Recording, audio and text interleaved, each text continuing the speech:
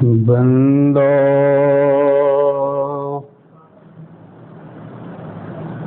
सतगुरु चरण,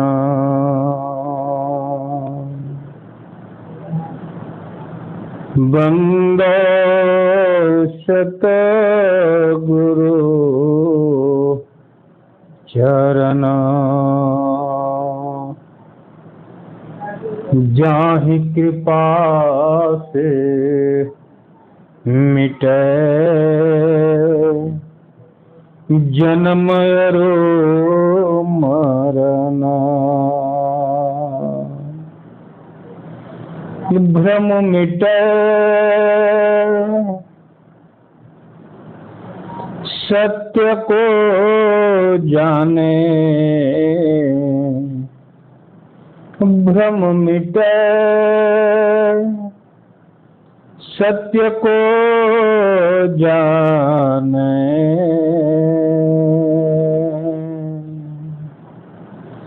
सतगुरु भक्ति चरण कमल, समर्थ तुम समर्थ के संगी, तेरी दुआ जिस पर लगे समर्थ हो प्रभु।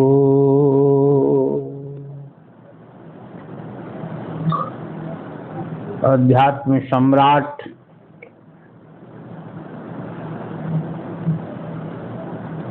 संपूर्ण जगत के साक्षी मेरे सदगुरु प्रभु,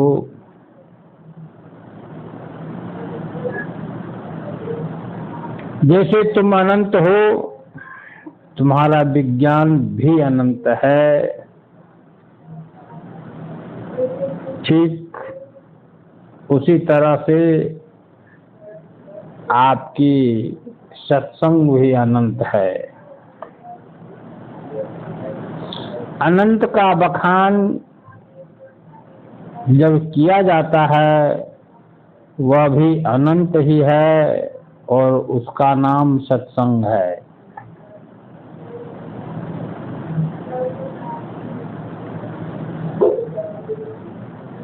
फिर भी मैं सीमित होकर के भी अनंत की व्याख्या कर रहा हूं,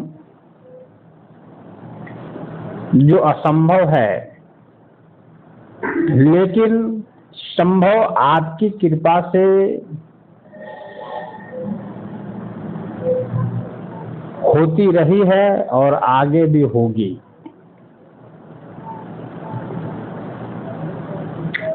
हे साहब, दुनिया में कोई भी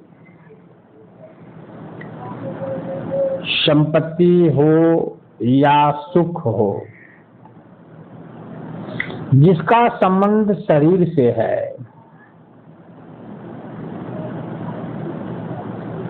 वह पूर्ण सुख नहीं है, श्रेष्ठ सुख नहीं है। प्रत्येक सुख में पीड़ा है, दर्द है और छल भी है।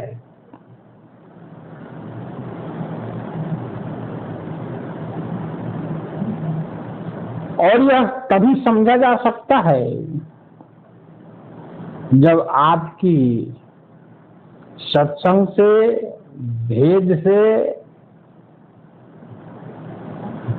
पूरी लगन और श्रद्धा के साथ जुड़ जाए। प्रत्येक जोड़ने वाला व्यक्ति समझता ही जा रहा है और जो बचा है वह भी आगे समझ जाएगा।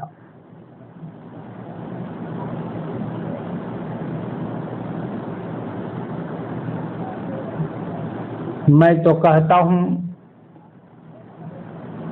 कि भक्ति के समान इस सृष्टि पर और कोई जीव के लिए संगी साथी नहीं है। हम लोग जितनी श्रद्धा से यह शब्द को समझें उतना ही हमें लाभ होगा।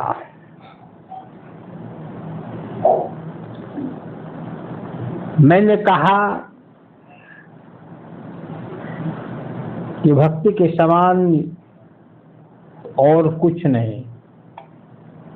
क्यों कहा? क्योंकि जग जाहिर है, प्रत्यक्ष है कि जो भी संसार में रिश्ते हैं, नाते हैं, वो हमें प्रतीत हो गया है कि क्षणभंगुर है। जब मेरा शरीर ही क्षणभंगुर है तो शरीर से जो रिश्ते नाते हैं वह क्षणभंगुर कैसे नहीं है?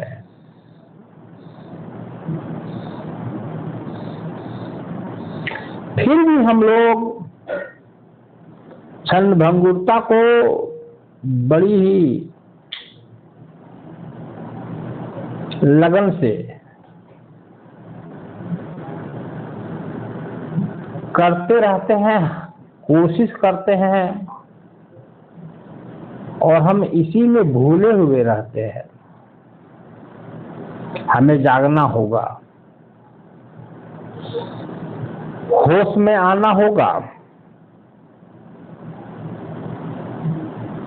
कि यह क्षणभंगुरता के भीतर में, यह नश्वरता के भीतर में, यह परिवर्तनशील जगत के अंतस में सत्य है, दिखता है, छिपा हुआ है, लेकिन सचमुच में वो छिपा हुआ नहीं है, वो जैसा है वैसा ही है। इसके संबंध में मैंने एक व्हाट्सएप पर कुछ पंक्तियां कल लिखी थी।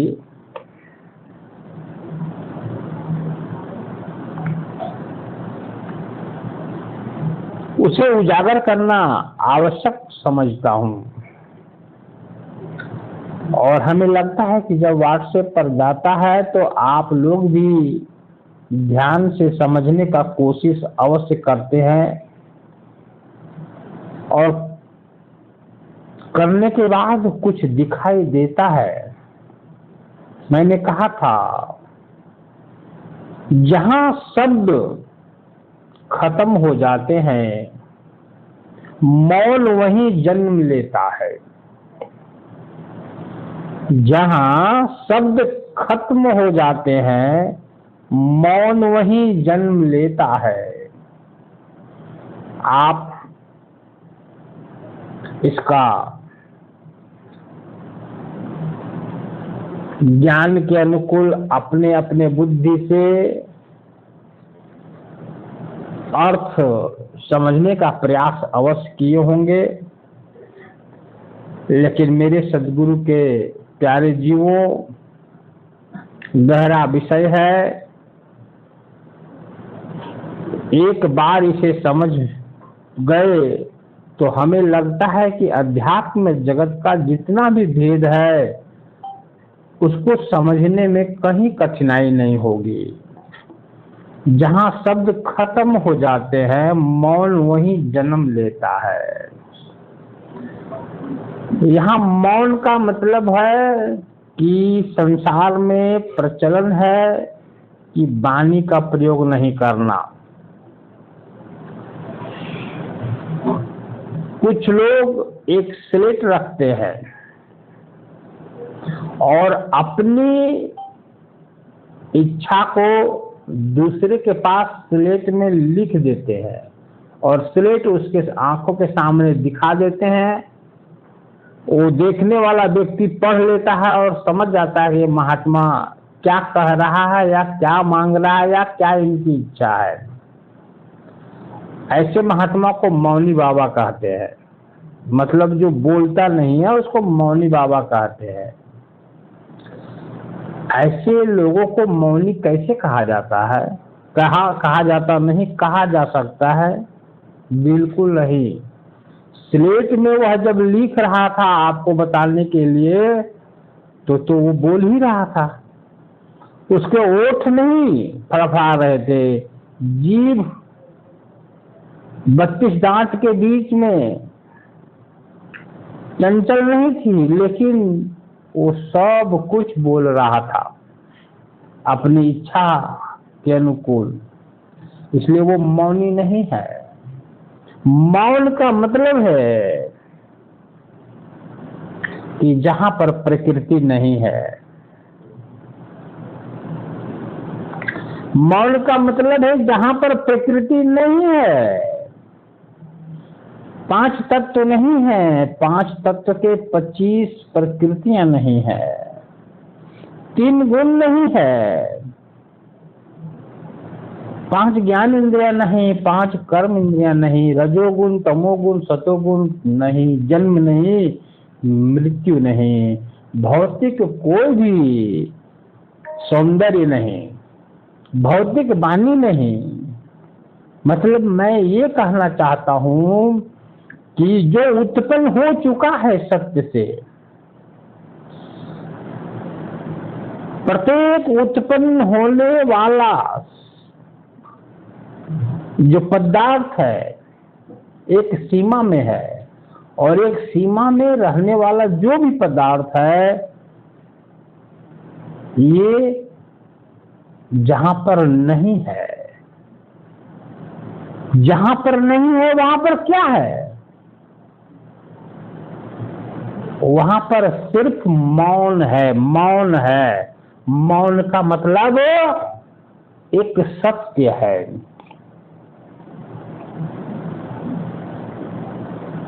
एक सत्य है, और सत्य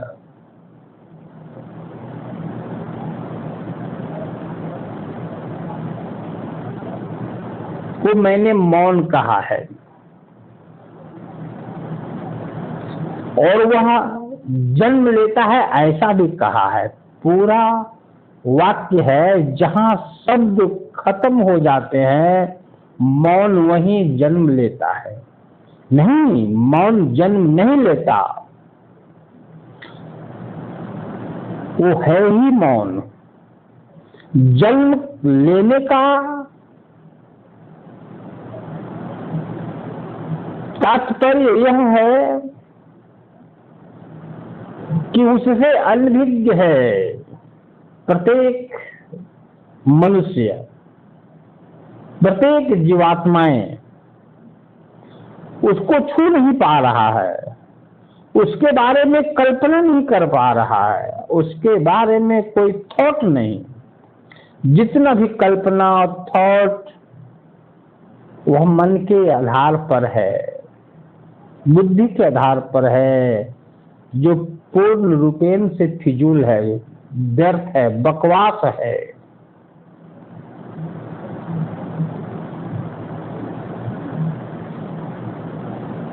ऐसे परम सत्ता को मैंने मौन कहा। मौन इसलिए कहा कि मौन से मिलता जुलता समझाने के लिए एक इशारा है, एक साइन है। और जन्म इसलिए कहा कि वो उसका जन्म नहीं होता, वो है ही वहां पर, एक रस से है, एक रूप से है, उसमें कभी भी अंतर नहीं है, परिवर्तन नहीं है। लेकिन हम संसार के लोग नहीं जानते हैं उसको, ना देखते हैं, और जब कोई देख लिया उस मौन सत्ता को, तो उसके लिए वह सत्ता का जन्म हो गया, मतलब प्रकट हो गया वो सत्ता। लगता है वाह, मैंने क्या देखा या क्या देख रहा हूं, ऐसी सत्ता के बारे में ना कल्पना कर सकता हूं, ना किसी के बताने से मैं इसको जान सकता हूं, ये तो अपने स्वयं जानने का चीज है।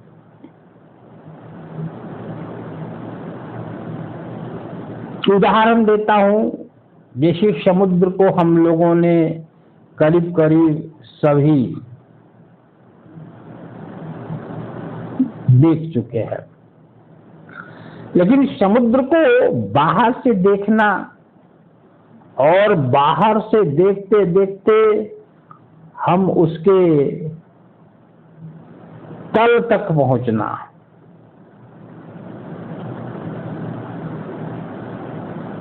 और तल में पहुंचकर जब हम धरती में पहुंच जाते हैं, जो समुद्र का आधार है, तो हमें आश्चर्य होता है कि ये धरती अपने सुंदरता से परिपूर्ण है और जल के भीतर है, लेकिन जल को जब तक चीर करके हम वहां पहुंचेंगे नहीं, तब तक उस धरती का सुंदरता दिखाई नहीं देता हमें।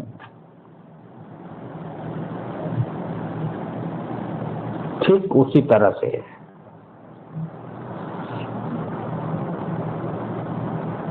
हम परम मौन परम सत्य तक नहीं पहुंचे हैं, तब तक हमें उसका बोध नहीं होता। हमें समुद्र जैसे दिखता है वैसे संसार भी दिखता है, लेकिन हम वह परम सत्य तक पहुंचते हैं तो लगता है कि अरे ये तो मुझे अभी दिखाई दिया, अभी मुझे जानकारी हुई, इसका दर्शन अभी मुझे हुआ, मेरे लिए ये अभी प्रकट हुआ है, अभी उत्पन्न हुआ ये वस्तु, इसका जन्म अभी हुआ है। नहीं मेरे भाई, उसका कभी जन्म नहीं होता, वो है ही वहां पर। पानी के भीतर धरती का जो सौंदर्य है उसका है ही वहां पर। ठीक उसी तरह से परम सत्ता परम मौन है ही वहां पर, हमारी दृष्टि नहीं गई है वहां, इसलिए वो हमारे लिए है ही नहीं। हमने जब देखा, हमने जब जाना, जब प्रत्यक्ष किया तो लगा कि मेरे लिए ये तो जन्म लिया है, पहला दर्शन हुआ है मेरा।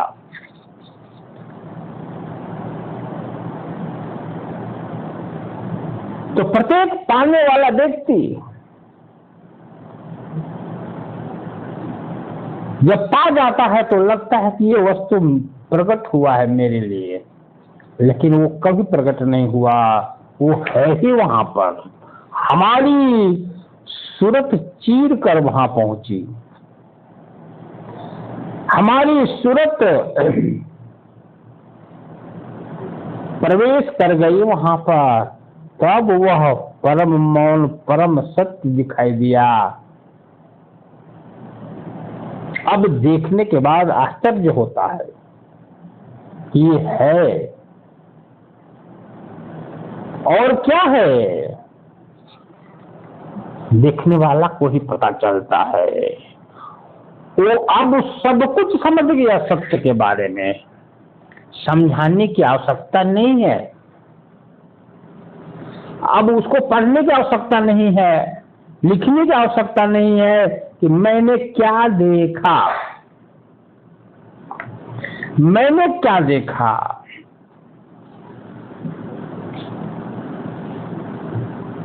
और वो कहता है सिर्फ मैंने देखा है, वह भीतर की चैतन्य उपस्थिति है, भीतर की चैतन्य उपस्थिति है।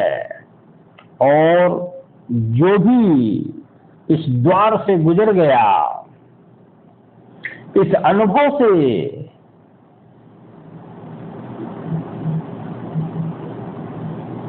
परिपक्व हो गया, वह सत्य को बिना कहे जान गया मेरे भाई। जिस सत्य को जनाने के लिए सत्पुरुष कबीर, इनके सारे सेवक बार बार एक ही बात को बताते हैं, एक ही सत्य को जनाने का प्रयास करते हैं, अनेक युक्ति रचते हैं, वह सत्य को आज मैं बिना बताए जान गया।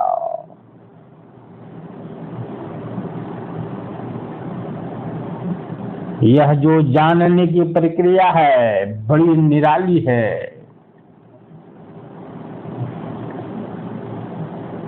सभी युगों में मेरे प्रभु के सारे भक्तों यही सत्य को जनाने के लिए सद्गुरु भिन्न भिन्न प्रकार के वाणी बोलते हैं। आप जरा गौर करो कि मेरी प्रारंभिक वाणियां जितनी भी हुई थी उसका धरातल अलग था, उसका आधार अलग था। जैसे जैसे प्रेम बढ़ता गया, श्रोताओं का, भक्तों का विश्वास बढ़ता गया, विश्वास जागता गया, त्यों त्यों वाणी अपनी गहराई में पहुंचने लगी। पर्दे खुलते गए, अनुभव का जो तीर है अपने लक्ष्य की ओर बढ़ते गया और हम अपने आप को ऐसी स्थान पर पाने लगे या पा रहे हैं जहां का हमें कोई कल्पना, विचार, थॉट भी नहीं हो सका। गुरु मिलने के बाद बहुत कुछ सहज हुआ।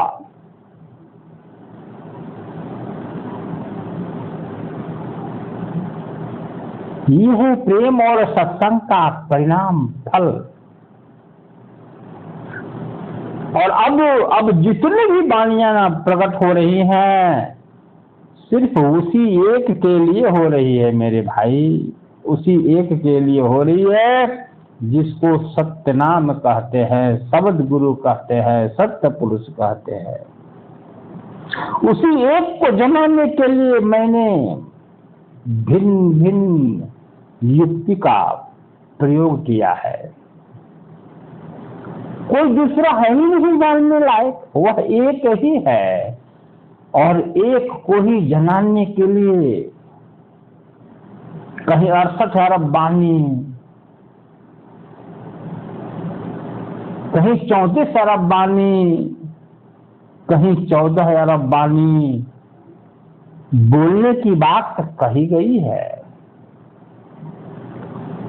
और जितना भी बोला जाएगा वह एक को ही पकड़ने के लिए, समझने के लिए, बूझने के लिए, देखने के लिए, अनुभव करने के लिए बोला जाएगा भविष्य में भी। बता सकते हो कितना महत्वपूर्ण वह एक है जिसको बताने के लिए चारों युगों में सद्गुरु आते हैं, चारों युगों में सद्गुरु अपने अंश को भेजते हैं सृष्टि पर, उसी सिर्फ एक को ही बताने के लिए। कितना महत्वपूर्ण है वह एक।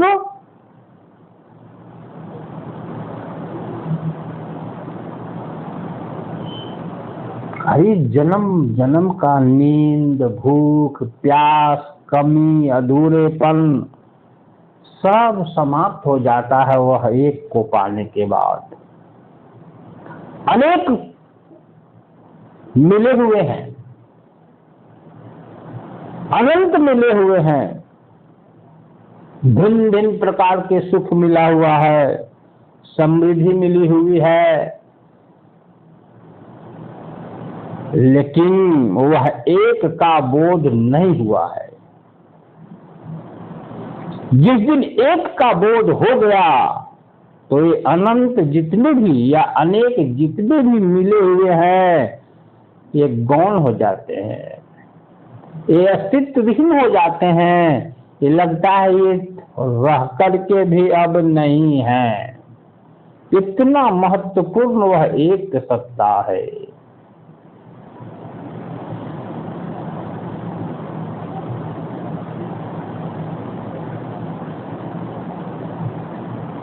इसलिए हम सभी का धर्म है, लक्ष्य है अपने अपने जीवन का कि अनेक से निकल करके वह एक को प्राप्त कर ले।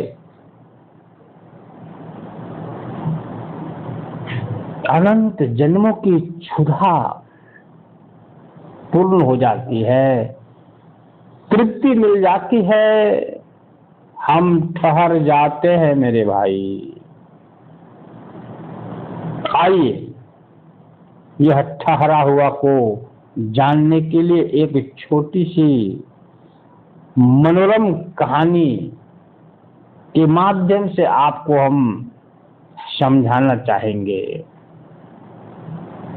एक मानव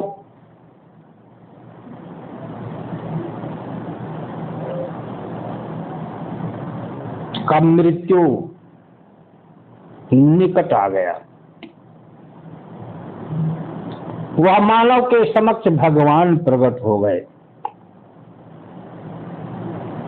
भगवान को देखा वह मानव और कहता है, हे भगवान, आप मुझे समय पूर्व क्यों उठाने आए हो, लेने आए हो? भगवान मुस्कुरा दिए, कुछ नहीं बोले।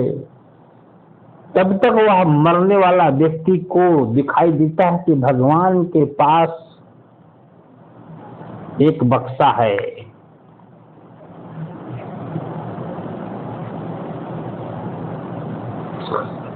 बक्सा पर नजर पड़ते ही भगवान से पूछा, भगवान आपके पास जो बक्सा है संदूक में क्या है? भगवान मौन हो गए, कुछ नहीं बोले। वही मरने वाला व्यक्ति कहता है, लगता है मेरे किए हुए कर्म है इसमें। भगवान अब बोलते हैं, नहीं। फिर कहता है, भगवान लगता है मेरे इसमें गुरुजी हैं। भगवान कहते हैं, नहीं।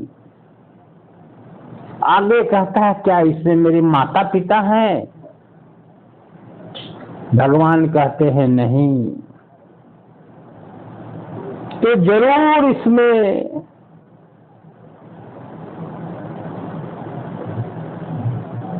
मेरी दान किया हुआ, भक्ति की हुई, व्रत किया हुआ, उपासना किया हुआ वस्तु होगा। बोले नहीं। भक्त बोलता है, तो फिर क्या है इसमें? रिश्तेदार हैं,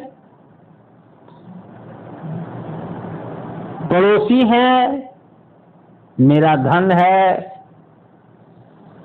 बोले इसमें से कुछ भी नहीं है। इसमें क्या है? इसमें तो बता दो, तुम ही बता दो क्या है। मेरे पूरे जीवन के हिसाब किताब है। बोले नहीं। तो क्या है?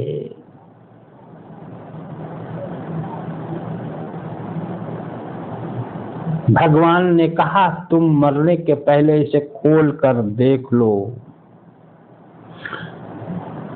उसने खोला तो संदूक में पाया कि कुछ नहीं है, खाली है। विचार करो मेरे भाई, सत्संग सुनना ही आपका काम नहीं, हमारा काम नहीं है सिर्फ सुनाना। हमारा काम है सुनाना, आपका काम है पकड़ना और उसको आत्मसात करना। यहीं पर छिपा हुआ है अध्यात्म का पूरा निचोड़। संदूक खोला, देखा खाली है संदूक, कुछ नहीं है संदूक में।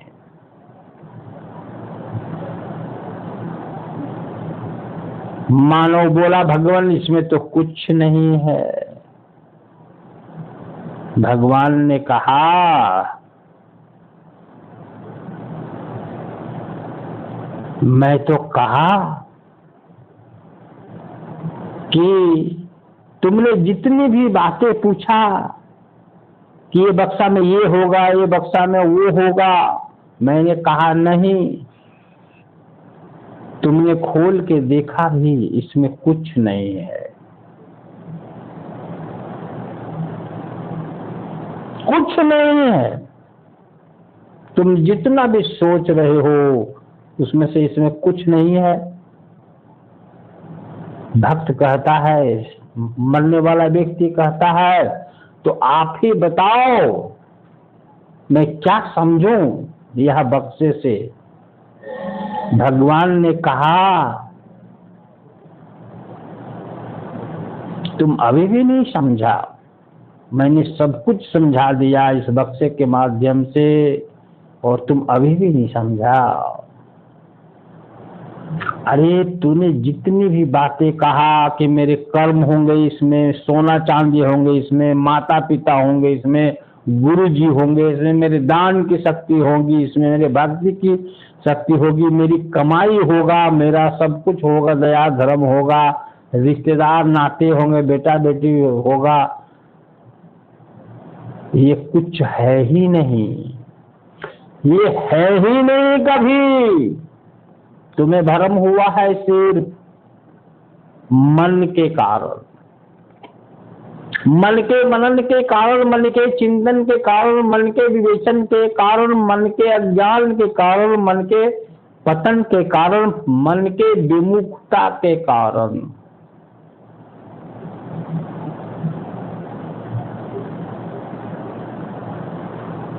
मन के नादान पन्ने के कारण।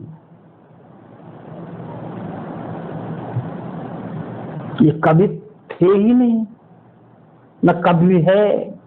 तुम भ्रम में सिर्फ पड़े हुए हो। जैसे बक्सा खाली है, इसमें कुछ नहीं है, रिक्त स्थान है।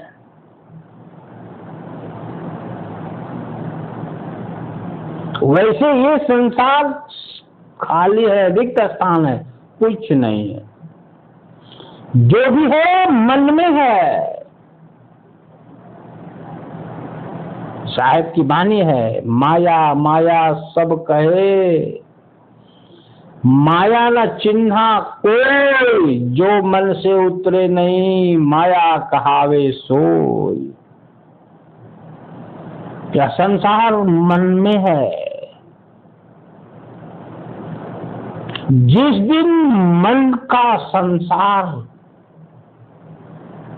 निकल गया, मन के भीतर वाला संसार समाप्त हो गया, उस दिन मेरे भाई तुझे बोध होगा कि बक्सा खाली था, खाली था, कुछ नहीं था। अब मैं बताना चाहता हूं कि ये खाली कभी भी खाली नहीं है बक्सा, ये भरा हुआ है, ये पूर्ण है,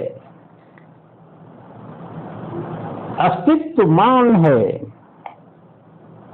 स्वरूपवान है, चैतन्य है, आगाध है, अगम है।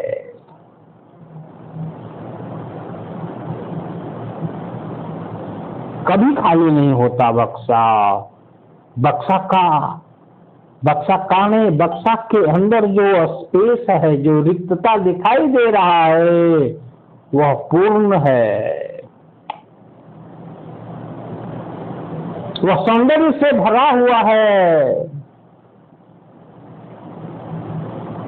कैसे खाली हो सकता है बक्सा। हाँ, भौतिक सौंदर्य इसमें नहीं है, लबालब खचाखच भरा हुआ चेतना का झील।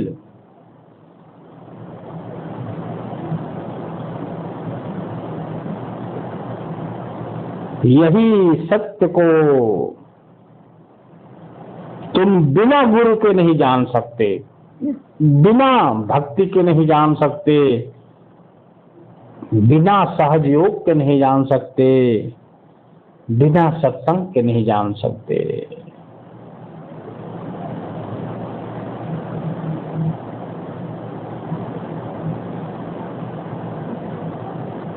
वो भक्त को समझ में आ गया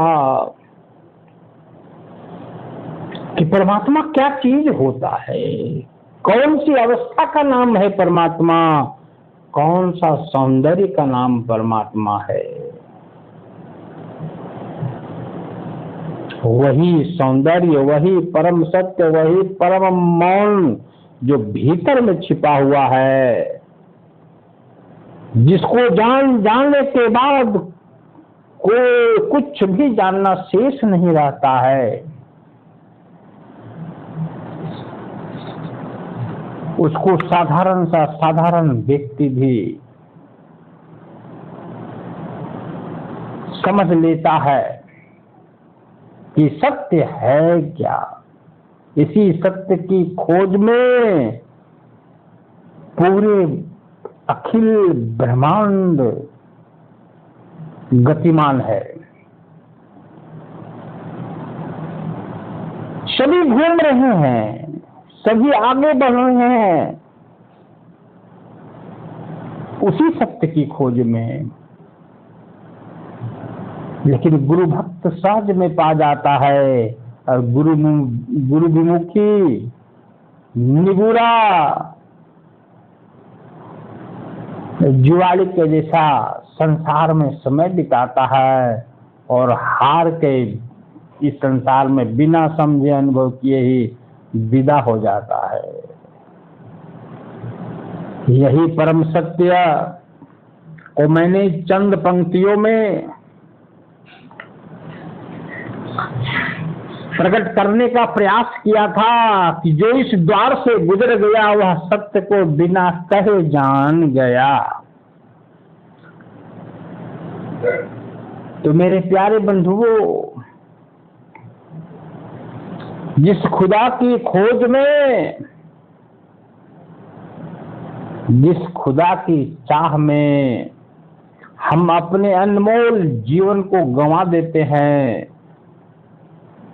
वो खुदा खोया हुआ ही नहीं है, वो खोने की चीज ही नहीं है, उसको खोया हुआ नहीं बोला जा सकता। वो उपस्थित है, वो प्रत्यक्ष है, लेकिन वो जैसा है उसको उसी रूप में हम नहीं जानते हैं, इसीलिए हमें वो खोया हुआ लगता है। हम ढूंढने लगते हैं, ढूंढने की चीज नहीं है वो, ढूंढा वह वस्तु जाता है जो खोया हुआ है। जो कभी खोया ही नहीं उसे क्या ढूंढूंगा, सिर्फ पहचान करूंगा। आपके भीतर ही है, बाहर में नहीं है, भीतर में ही है और नजदीक है, दूर भी नहीं है। कोई मार्ग कहीं पर कभी भी सदगुरु ने नहीं कहा है कि उस परम सत्य तक पहुंचने का बाहर में कोई रास्ता है, कोई भौतिक रास्ता है, कोई भौतिक दूरी है। वो तो कभी हृदय कमल से एक तार निकला संतो और गगन महल में होला झनकार संतो कहा। विचार करो, तार भी निकल रहा है तो हृदय से ही निकल रहा है, मूलाधार से ही निकल रहा है, नाभि से निकल रहा है, गगन में जा रहा है। कभी कहा इंगला शोधो पिंगला शोधो, मनुआ आपन रोक के और दसम देवरिया लगली केवरिया खोलो शब्द में जोड़ के। ये तो आंतरिक भेद बता रहे हैं। इंगल सो इंगल पिंगल सुषमन नारी संशोधन करो युक्ति विचारी, खुले सुषुम्ना युक्ति गुरु भेदा, गुरु मूरति बस गगन अच्छेदा। ये सारी प्रक्रिया तो आप से ही उठ करके आकाश में पहुंचने की है, गगन में पहुंचने की है, चिदाकाश में जाके बैठने की है। बाहर कहीं नहीं जाना है, आपसे ही वह मार्ग प्रकट होता है, आपसे ही वह मार्ग शुरू होता है और वह सत्य पुरुष तक पहुंचता है। आपको जानना है सिर्फ। अरे अपने आप नेत्र बंद हो जाते हैं, अपने आप वाणी बंद हो जाती है, अपने आप श्रवण इंद्रियां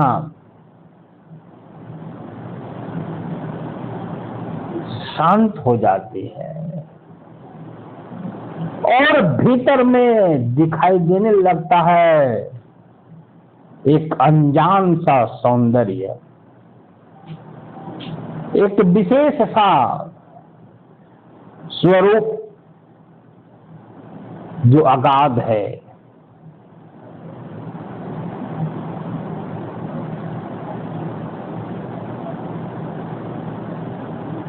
अपने ही गगन में मिलता है, किसी दूसरे के गगन में नहीं, किसी दूसरे के बनाए हुए रास्ता में नहीं, आप से ही रास्ता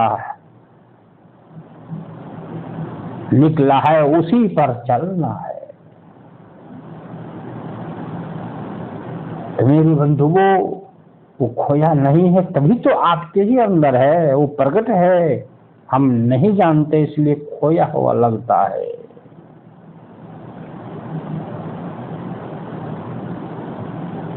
जितने भी संत हैं, बोलो कौन सा संत को कहीं विशेष स्थान में जाने के बाद परमात्मा मिला? ऐसा कहीं कोई संदेशा है क्या? परमात्मा का दर्शन कहीं विशेष स्थान में, विशेष लोक में, विशेष लोकांतर में किसी संत पुरुष को, किसी भक्त जन को हुआ है क्या? नहीं। जिसको भी हुआ है अपने ही भीतर में हुआ है। शांत सहज अवस्था में जब महापुरुष बैठता है तो उस महापुरुष के चारों तरफ एक औरा प्रकट रहता है। और वो औरा क्या है? वही तो परम सौंदर्य है, परम चैतन्य है, चेतना का झील है।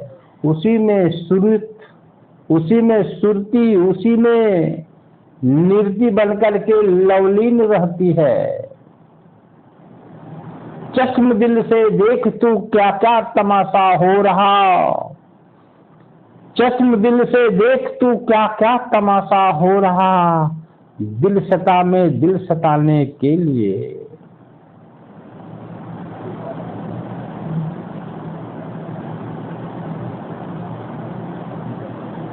खसखस के दाने में शहर खुदा का बसता है, खसखस के दाने में शहर खुदा का बसता है, और इसी दाने से खुदा तक जाने का रास्ता है। कोई मेहरम होगा, कोई मेहरम होगा, महबूब तक पहुंचेगा। कोई मेहरम होगा, महबूब तक पहुंचेगा और महबूब का सुख भोगेगा।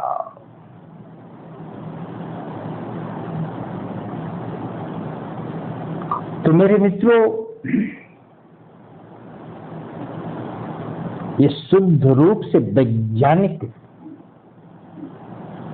ज्ञान है, संदेश है, दिखावटी नहीं, उधार का ज्ञान नहीं है। पाना है, पाते जाना है, इसका कोई अंत नहीं है। जब खुदा का ही अंत नहीं है तो उनका सुख का, उनका ज्ञान का, उनका सौंदर्य का कैसे अंत हो सकता है?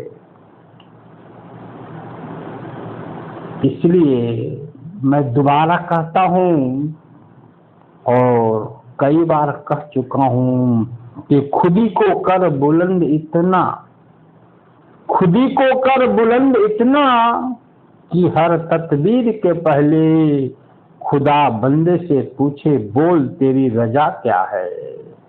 मतलब स्वयं का विकास इतना कर डालो, इतना कर डालो कि खुदा को खोजना ना पड़े, हमारा विकसित अस्तित्व ही खुदा हो जाए, खुदा है। तो मेरे भाई, ये अध्यात्म का डगर है। यह डगर पर कोई भी कायर नहीं चल सकता। कोई भी भोगिया, लोभिया, मोहित व्यक्ति नहीं चल सकता। चलेंगे तो सूरवीर, सुरमा, योद्धा।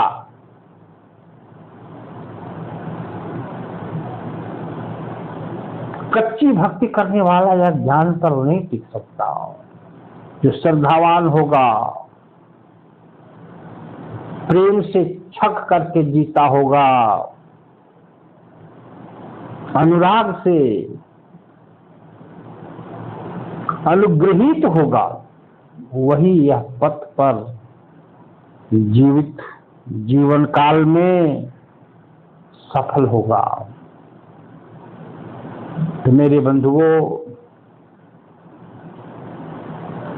यह आध्यात्मिक यात्रा दिन दिन प्रकाशित होता रहता है।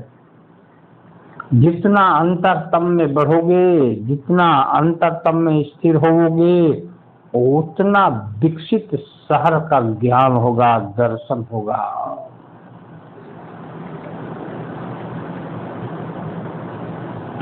और वह शहर वैज्ञानिक है, चैतन्य है। वहां का नियम कानून मनुष्य जैसे बनाता है वैसा नहीं है। मैंने कहा ना कि सत्य को जानने के बाद जानने वाला व्यक्ति ही कुछ महिमा गा सकता है।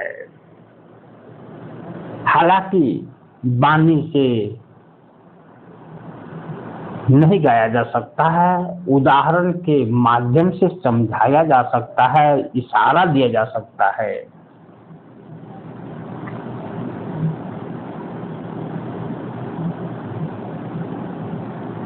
अब मैं अपनी वाणी को यहाँ विश्राम देता हूँ और विश्राम देने के पहले सदगुरु की एक अनुभव से भरी हुई ऊर्जा से पूर्ण एक साथी है। साहिब तेरी साहिबी, साहब तेरी साहिबी, शब घट रही क्षमा, जो मेहंदी के पात में लाली लखी न जा।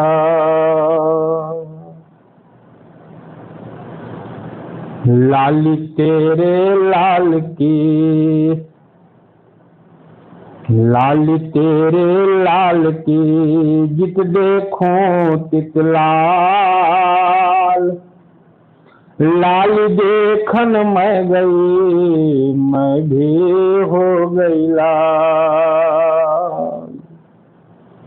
लाल देखन मैं गई, मैं भी हो गई लाल।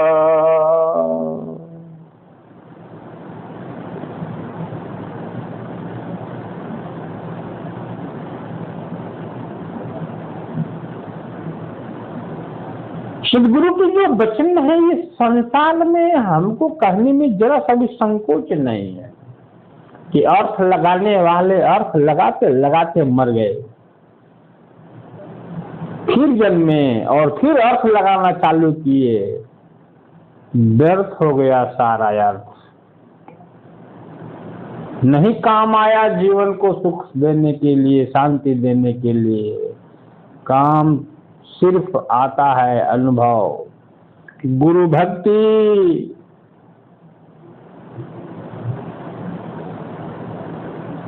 जब भौतिक यान अंतरिक्ष को चीर कर आगे बढ़ जाता है तो परमात्मा का दिया हुआ सूरत चीर नहीं सकता है माया को, बिल्कुल चीर सकता है और परमात्मा के अंतरतम में पहुंच सकता है।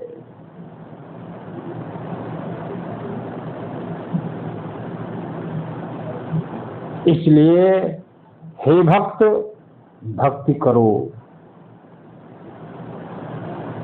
भक्ति करो। जो शाह प्रकाशमान है, प्रकट है, वर्तमान है, उपस्थित है, उसको चिन्हो, उसको जानो, उसको महसूस करो, उसको पहचानो। तेरी सारी भ्रम भूल समाप्त हो जाएगा, समाप्त हो जाएगा। बंदे तू कर बंदगी, बंदे तू कर बंदगी,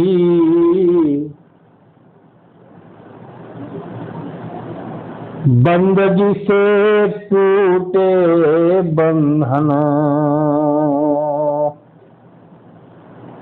बंदगी से टूटे बंधन। तू निर्बंध होय कर, तू निर्बंध होय कर, सहज बैठे चैतना, सहज बैठे चैतना। साहे बंदगी, साहे बंदगी, सत्यनाम।